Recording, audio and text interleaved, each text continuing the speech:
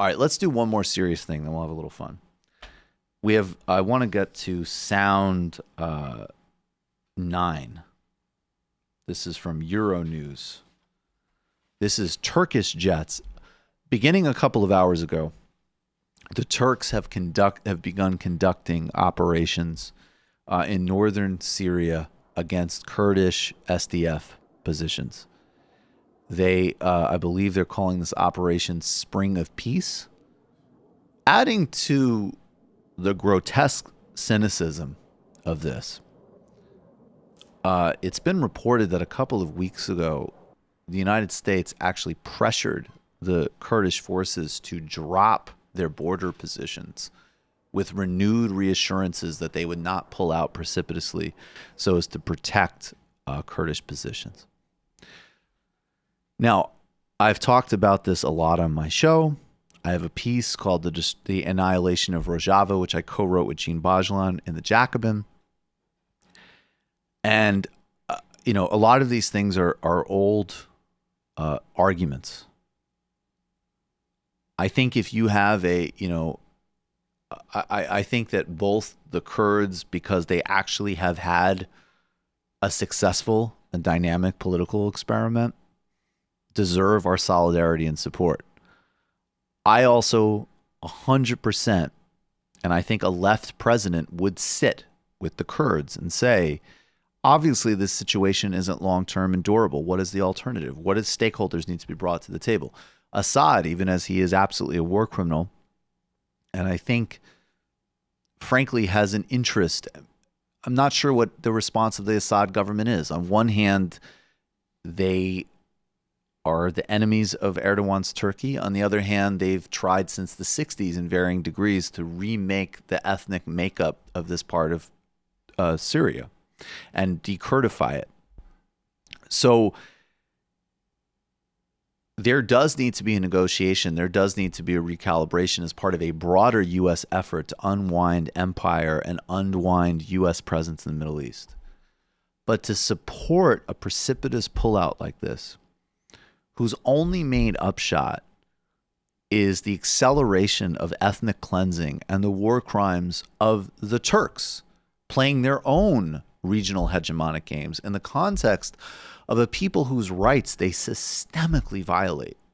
Erdogan, in the beginning of his terms, tried to make overtures to the Kurds because his political coalition was different. Post-2015, he's reverting to type as an authoritarian, classically Turkish leader, and that includes a complete gutting of the Kurds. So this has as much to do with domestic Turkish politics as anything else. But when you pull out like this, all you are doing is aiding in ethnic cleansing. We already saw this in 2018 in Afrin when the Russians sold the Kurds out. The same thing happened. Now, there's more Kurdish forces here. Afrin was more isolated, and there could be basically street combat. They will resist, and there'll be an enormous death toll. And again, in the same way that I would like to see a Russian presence in Venezuela blocking U.S. regime change efforts there, I want, in this specific historical moment, the United States to not pull out precipitously, because that is going to cause an infinitely greater harm. And in addition to the grotesque sellout of a group of people who will face ethnic cleansing and have fought effectively against ISIS, if you have a left perspective, this is the only space right now, besides the HDP, which are a great social democratic Kurdish rights party. Guess what? All of their leaders are political prisoners in Turkey right now. And now the YPG forces, the SDF, are presenting an alternative, not just for the people in their region, but really across not only the broader Middle East, but in fact globally. Selling it out is disgusting. It's grotesque, and not in the project of the wider wind down of U.S. empire. And I hope, by the way, just as I would not judge the Kurds for making an alliance of convenience with the United States, I hope they can make an alliance of convenience with the Assad government. That's how politics works. You deal with people with blood on their hands all the time. But this is something, an experiment, and a people that deserve our full support and solidarity, in my view. Word. I was watching David Graeber talk about it on Novara Media last night, and he had a really good description of all that they've accomplished there, which is actually incredibly impressive. I mean, nobody has held a territory like that for any kind of time, for a socialist experiment, as we're calling it, since the Spanish Civil War.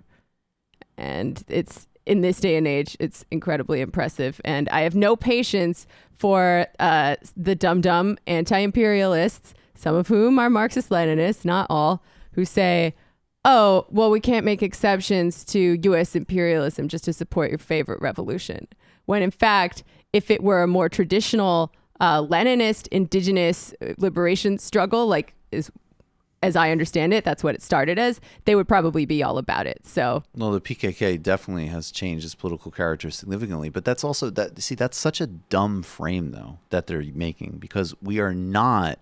Look, if somebody said there are no U.S. forces in Syria, there is this autonomous region, and the Turks are going to do this, and the United States should move in to create a humanitarian umbrella today that none exists. That is a completely different conversation. That is a completely different mode of analysis. You're talking about an imperial engagement from the United States that has already existed for several years. Primarily, the damage has been from airstrikes in the war against ISIS that has killed thousands of civilians in other parts of the country, and probably in that part of the country as well. And you're talking about a residual force and residual coordination that already exists to prevent a infinitely greater evil than the mere presence of U.S. troops. So even that frame that they're giving it that's thought experiment shit. The real reality is that they're there now, and the state of their being there prevents ethnic cleansing. We're not talking about a future projection. We're not talking about an extra engagement. We're not talking about a preventative war. Those are very different questions, and they're much more challenging questions. We're saying that of all of the horrific obscenities that have been perpetuated in Syria by every single actor there, Assad, Russia, the United States, Saudi, Turkey, Iran, that one good upshot is a successful socialist experiment that, in a historical irony, has a security umbrella from the United States because they've been incredibly effective fighters against this obscene ISIS cult, which everybody, I think, agrees is disgusting. They are fascists. That's a totally, I mean, they're a cult. They're fascist. They're Muslim Khmer Rouge, whatever you want to say. They're genocidal. I mean, in a proper use of that word. And so you are simply saying, of all of the pieces to dismantle of U.S. empire in a broader strategic recalibration, you're going to leave 1,000 people in one of the only parts of the world where the presence is de facto positive, given the relative other options. I'm sorry. I just don't have time. Just as with neocons and just as with warmongers, I just don't have time for people's fantasy lives when it's real shit like that. You know, especially, again, when it's people really worthy of a lot of support. No, I totally agree. I also just want to mention that there are numerous demonstrations being organized in solidarity with our comrades in Rojava. There's one happening in about 15 minutes from now, actually, outside the offices of Chuck Schumer and Kristen Gillibrand. I mean, for what it's worth, and, look, ride the relative wave. Congress is like uniformly opposed to this, and they're working on a sanctions package right now. I mean, people are going to be demonstrating outside of Turkish embassies all over the place as well. So call your reps, demonstrate, have solidarity. Let's go.